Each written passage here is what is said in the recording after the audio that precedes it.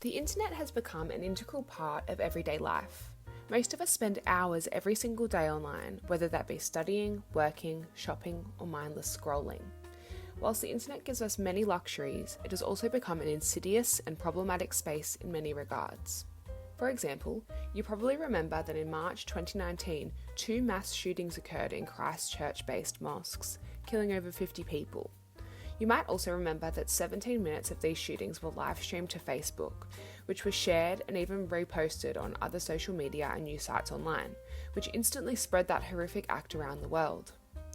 Other examples of the negativity associated with the internet include cyberbullying of young people, with 1 in 4 people being targets of online hate in Australia alone, and almost 60% of young people having had seen hate online. These statistics have been specifically linked to an increase in mental health issues and distress amongst young people in Australia. Over recent years, the Australian federal government has recognised the problems associated with the internet. One of the many pieces of legislation which has recently been introduced in this space is the Online Safety Act 2021, which commenced on the 23rd of January this year, or 2022. This Online Safety Act aims to consolidate the fragmented regulatory framework surrounding online safety in Australia and repeals, replaces and amends several pieces of legislation that have historically governed this space. The Act itself has a broad-reaching scope. This broadly includes 1. An enhanced scheme for cyberbullying against children, which requires relevant social media services, electronic services, designated internet services, or hosting services to remove cyberbullying material from their sites. It also creates end-user notices, which can require the person posting the bullying material to remove it, refrain from posting, and apologise for the material. 2. A world-first scheme to prevent cyber abuse against Australian adults, which provides for similar removal notices in the context of adult cyber abuse, requiring sites or persons posting offensive material to remove that material online.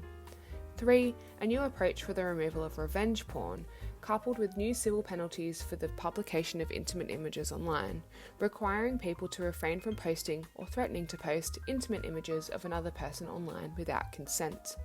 4. A new blocking scheme for material containing abhorrent violent conduct, which came directly off the back of the 2019 Christchurch massacre. This scheme requires internet service providers to block domain names, URLs, or IP addresses if so requested, where those domain names, URLs, or IP addresses promotes, incites, instructs, or depicts abhorrent violent conduct. Abhorrent violent conduct is defined as including terrorism, murder, attempted murder, torture, rape, or kidnapping. The Act also reduces the timeframe for internet service providers to remove contravening material online from 48 hours previously to 24 hours, where requested to do so under one of the various notices as outlined in the Act. A failure to do this is accompanied by increased penalties for both persons posting the content in question and the sites and internet service providers hosting that content. Given the significant change to the law in the space, the E-Safety Commissioner is also entrusted with new information gathering and investigatory powers. Amongst other things, these powers allow the Commissioner to request information about persons using the relevant services specified in the Act, such as persons who post an abusive comment online, therefore allowing those persons to be held to account.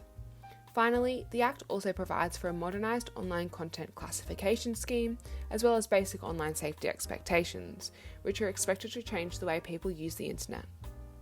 We hope you enjoyed this quick overview of Australia's Online Safety Act.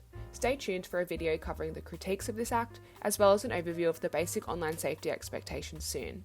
Before you head off, please don't forget to give this video a thumbs up and subscribe for more.